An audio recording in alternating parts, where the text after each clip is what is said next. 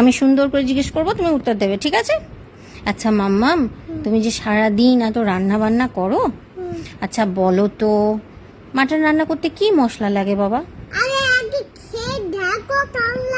আমি তো জানি তুমি খুব ভালো রান্না করো, কিন্তু কথা হচ্ছে আমাকে বলো তুমি যে সারাদিন এত রান্না করছো, সারাদিন রান্না করছো, তুমি আমাকে বলো মাটন রান্না করতে কি কি লাগে? তুমি শুধু একটু বলে দাও।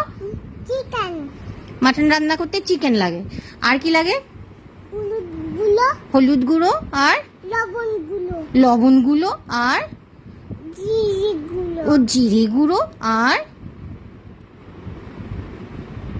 হলুদ গুঁড়ো, হলুদ তো বললে, আর আর কি লাগে? মশলা, মশলা লাগে। কি মশলা লাগে? এইটা মশলা।